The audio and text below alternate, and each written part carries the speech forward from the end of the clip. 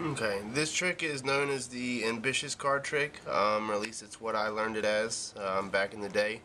It uses 4 cards, and the card you need to follow would be the 2 of clubs. Now the 2 of clubs gets put in the middle of the deck, squared up, and left in there, but with a snap, it jumps right back to the top. Now the 2 this time goes all the way to the bottom of the deck, covered by 3 cards. So once again, with a single snap, it jumps right back to the top. Now once more, it's placed on the very bottom of the deck, but again, that little snap is all it takes to bring it right back to the top. Now when I do this trick, people generally think that I'm using all 4 of the same cards. And to be honest, that's actually true, because the top card is a 10 of clubs, excuse me. The second card is a 10 of clubs.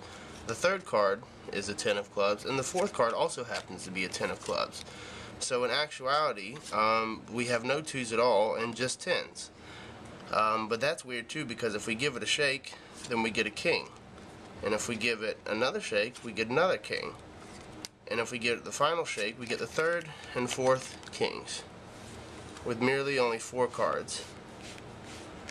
Now if you'd like the tutorial of this trick, I'm going to put another video up on my channel, and I'll leave a link right here. Thank you very much.